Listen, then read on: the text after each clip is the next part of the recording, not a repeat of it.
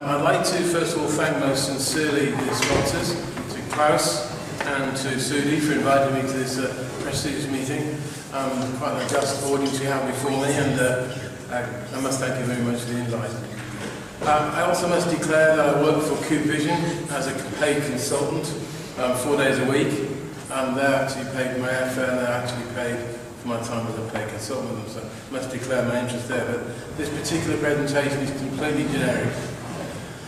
But Sudi was a little bit uncertain because, as I say, I'm a paid consultant for Cube Vision, and which Cube Vision would be here? Would it be me as a Cube Vision representative or a private practitioner? And I once at this point even suggested I took a lie detector test, but after the experience of Homer Simpson... This is a simple lie detector. I'll ask you a few yes or no questions, and you just answer truthfully. Do you understand? Yes. I decide against it. So the remit today is going to talk about the evolution of multifocal lenses, which have been coming around for some years now, from many years ago in the 1950s with John DeCarl to present day multifocals. And the multifocal business is worth about $500 million worldwide, so not a small business, it really is a big business for the companies to chase. But every stream must start at the beginning, and really the thing we have to talk about first of all is monovision. You're all very familiar with monovision, doesn't mean need to tell you what monovision is. But all the same, it does have serious restrictions. Ideally, if you have a third eye, but most of us don't have a third eye, but we do know the restrictions of monovision are really on stereoacuity. And there's some interesting work came out a couple of years ago by Dave Elliott and his group that he showed that a slow walking velocity with monovision correction suggests participants become more cautious when walking. So that is hard evidence that it does affect things. And there's even, you may know, of a plane that tried to land on LaGuardia Airport and overran the airport, around the runway, and the board actually decided that pilot's monovision was the reason for the overrun aircraft at LaGuardia Airport in New York.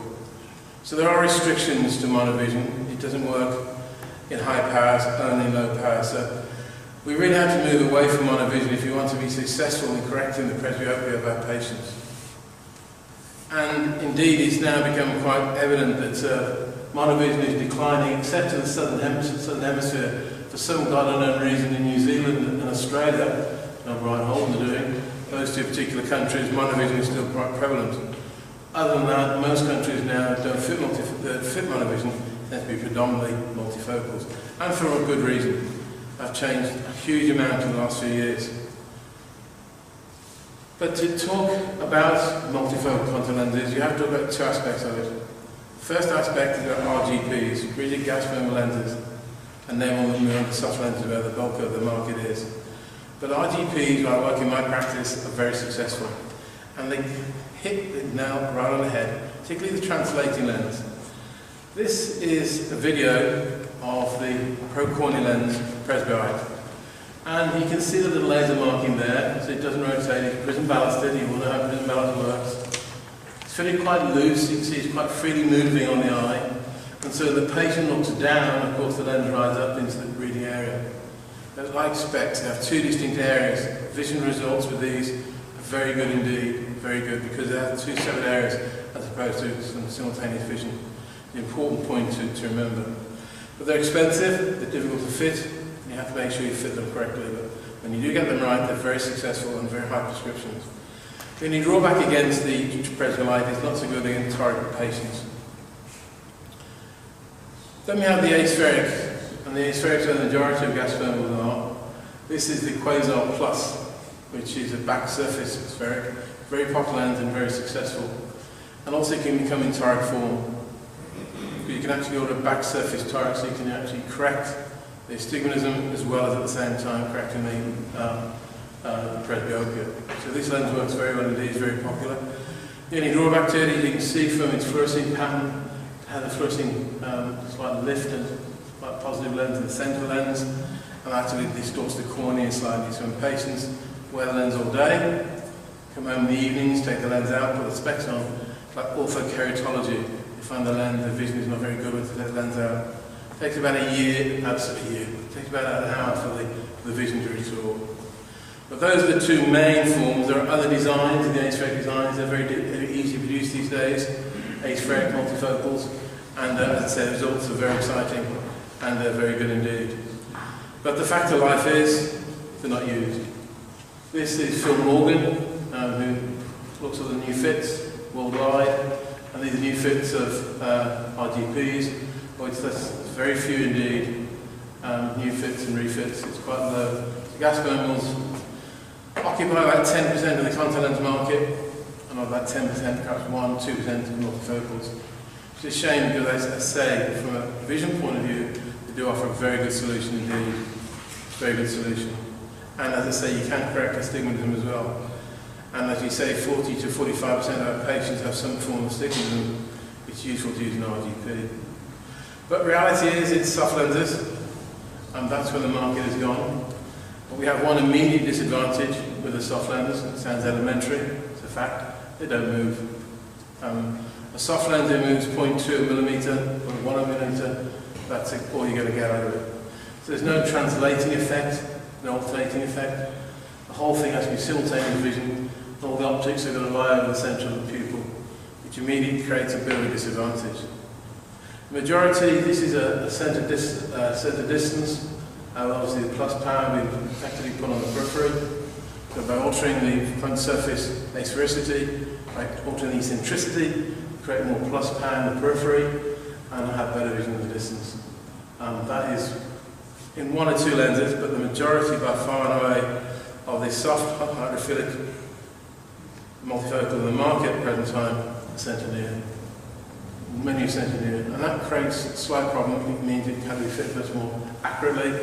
And there's other things you have to take into account, which I shall mention in a few moments.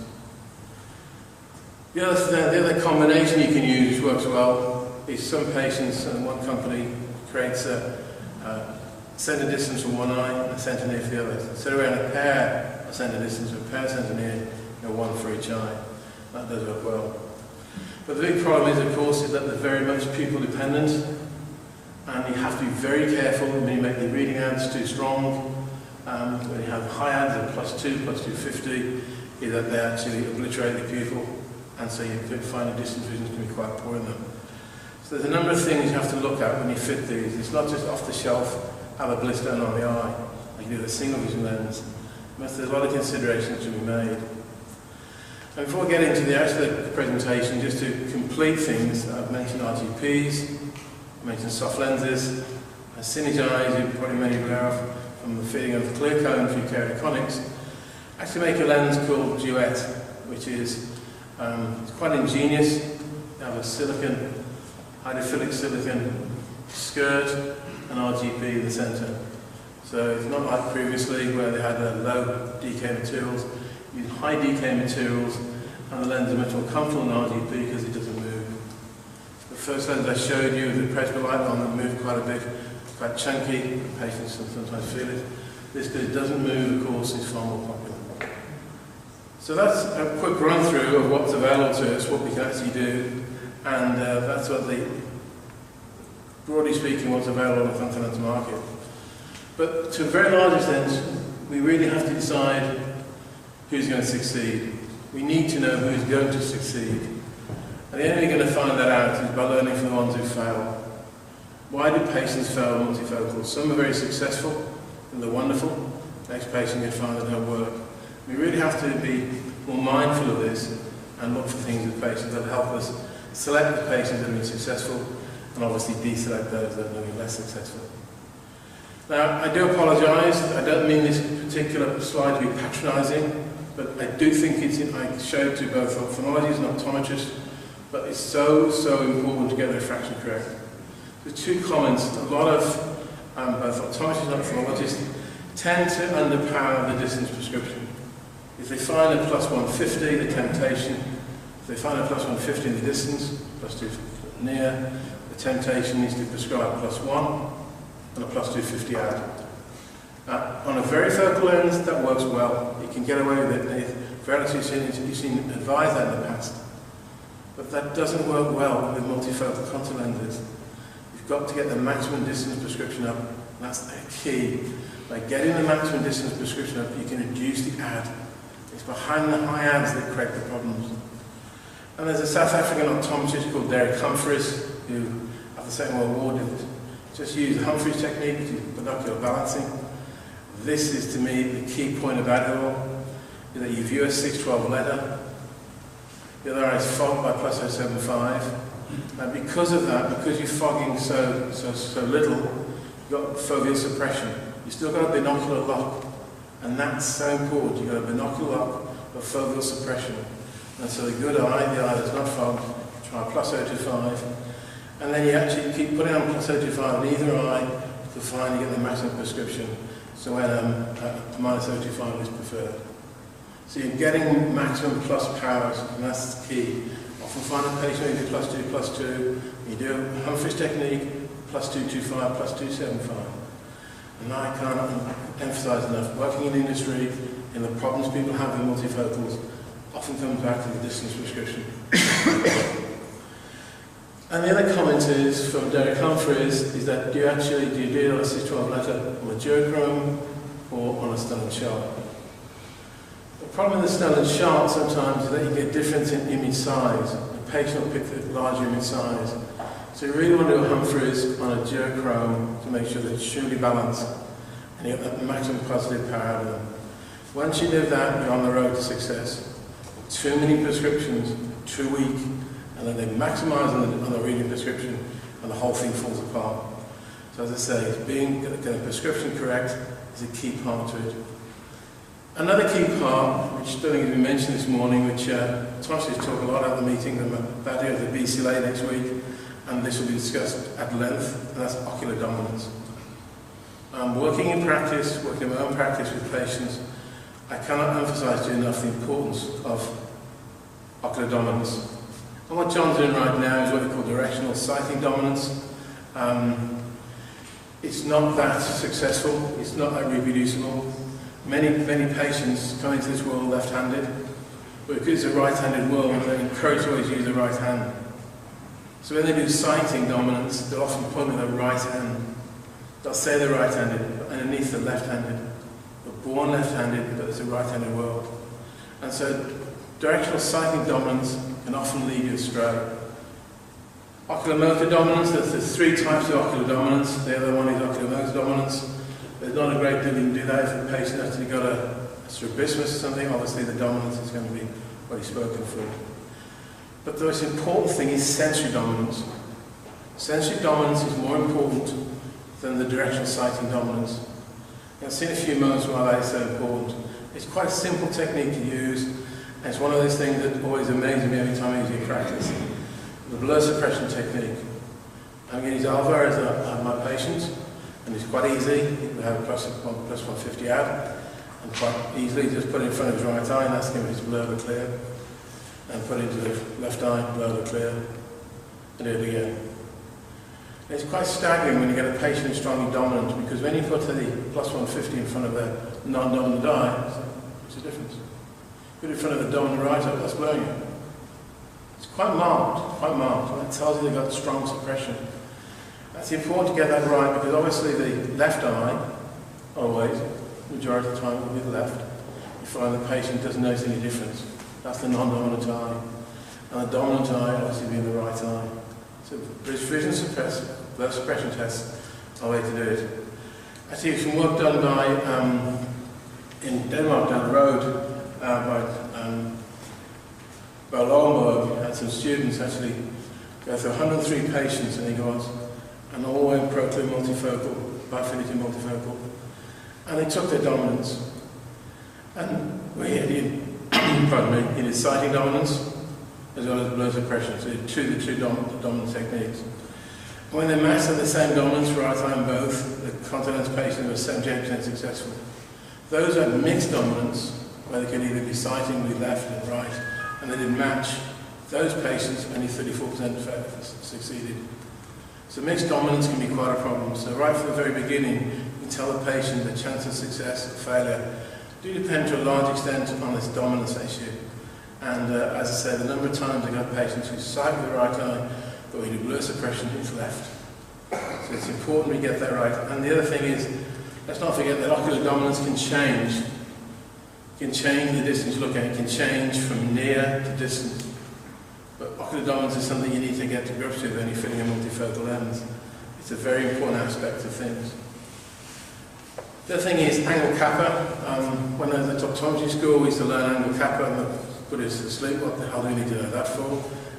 This is just like learning Latin. It's just a complete waste of time. Well, it's come back to kick us in the backside because you do need it. Angle kappa is very important. This is an optics. What we're doing here is putting a soft multifocal lens on top of an eye and then measure the angle kappa. See what's happening. And it's an important technique because this particular patient was wearing an 8.7, Proclear multifocal 8.7, 40.4 minus 3 plus 258. It's quite straightforward. But look here, the difference between the angle kappa is quite large here. And so naturally, if you're going to decenter it by this amount, the vision is going to be really affected. Particularly if you've got a small pupil. If you've got a lens that's decentering quite a lot, the vision results in this one will be quite poor. So forget the fit, the vision. Then when you actually change it, actually put into tighten up to an 8.4, restrict its movements, angle kappa got much smaller. So centration is absolutely critical on a multifocal, that the lens sits over the visual axis. It's not going to work otherwise. And I often wonder, there's a huge, in the world of optometry and contact lenses, there's a huge push forward with myopia control.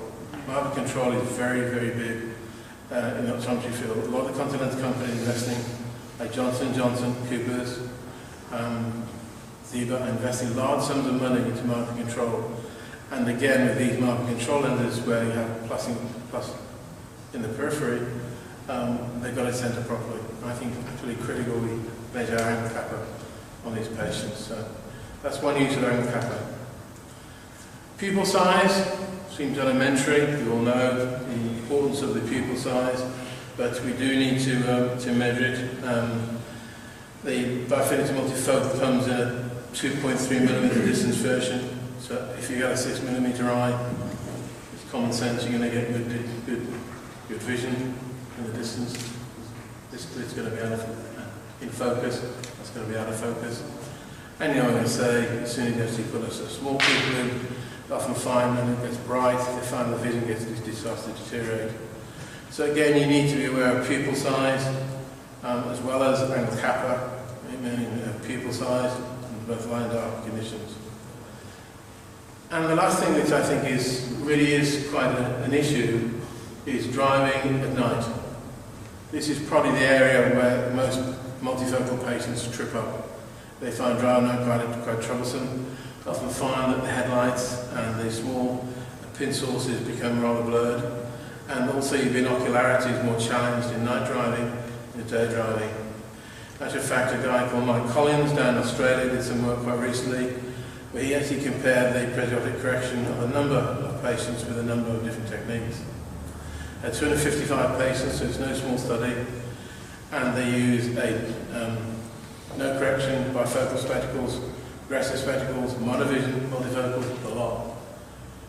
Tried all of these and actually assessed the driving ability of these patients, and found, which is no surprise, that multifocal lenses were significantly less satisfied after their vision. So when you have a multifocal patient, it's important that you have proper expectations. If the patient is a driver for a living, driving night and dark, then you will have to think which type of lens you're going to use. The industry is growing. This is one from, I think, a couple of years ago. Actually see what's happening is that the number of patients in blue, vision corrected, is obviously increasing as presbyopia kicks in as we get older. And this is the contact lens wearing population, which is declining. Now what the contact lens is trying to do is move this decline further along. You're never going to develop a lens for somebody in their 80s. It ain't going to work. What you're trying to do, this decline starts, quite interestingly, you can actually see it starting to decline here. In the 30s, these are probably low myopes who don't wear contact lens anymore. I mean, you can see it declining here. What you're trying to do is keep this further into their 40s and to the 50s.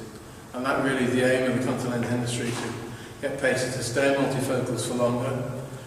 We know that not baby's boom, but we know at the present time we're at a peak where the percentage of patients with low eyes is quite high. So it's an opportunity really to start fitting them in presbyopic corrections, such as multifocal contact lenses and multifocal spectacles as well. So, what's the most important thing about fitting multifocal lenses? Personally, I think the thing is having that bit of flexibility. Listen to the patient, listen to what they want to do. And there's lots of choice out there, a huge amount of choices. And it really is important that the optometrist, the ophthalmologist, fully understand the capability of different lenses to be successful. We have lenses now that have overnight, and lenses like the one here, the Biofinity Multifocal, is licensed by the FDA for 7 days and 6 nights continuous wearing. So extended wear lenses, Air Optics, Pure Vision by Bausch & Lomb, also have high oxygen thermal lenses, patients who wear them for long periods of time. What I think is a bit of a solution, which I think is an interesting, there's two now, there's one by Sauflon, the European market, there's the Procla one-day multifocal, a one-day lens. So one-day lens is a very interesting lens, it's centre near, and fitted correctly, it's very successful. It tends to be very good for distance, for driving, distance vision, it gives enhanced near vision. So a lot of patients may want to do it both. A study done by J&J, Johnson & Johnson, about 3 years ago, we actually got a group of patients who wore multifocal lenses. The same group then wore multifocal spectacle lenses. About 22% are successful in both. They wanted to go ahead with those lenses. And 78% decided they wanted both. And that's the key. Sometimes we're too slow just thinking there's one path that either require contact lenses or spectacles or surgery. Sometimes there's many paths that a patient may want to take. A number of patients who wear multifocal spectacle lenses at work. If you have a nurse, for instance, you've got to read a vial. If she makes a mistake, as we all know in this room, it can be fatal. So then they have to see it absolutely 100% perfect. They want to stay their progressive spectacle lenses. And progressive spectacle lenses have come on hugely in the last 5 or 10 years. Hugely. And then in the evenings, for leisure, for sports, they can wear one-day lenses. So we need to have flexibility to give our patients a choice of what they can use. They then make the choice rather than tell them what they should be having. Talk to patients and find out, and actually I think you may find a lot of patients are quite happy mixing and matching. And I think that's the way forward with fitting the presbyopic patients. And I say I think one-day lenses now are going to become more popular. Very popular in Europe, they're becoming more popular in North America. I think you'll find it'll be the way forward. A mix and match between the two. That's a quick run through, so I'll try to run through basically what's available to you to give you a flavour of what we have in the multifocal contact lens field. It is a growing business. Monovision, as I say, has declined. Multifocal lenses are certainly part of the future of contact lenses. And whether they're actually completely satisfy every presbyope is debatable because of the problems of astigmatism. That will always be a slight problem, but as I said, the RGP solve that. Sadly, RGPs are becoming part of the past, which I think is a great shame, because many patients do benefit from that, but that's the way the market goes at the present time. So I hope that gives you a true flavour of what's available to you, and if you have any questions, please ask. But otherwise, thank you for listening. Thank you.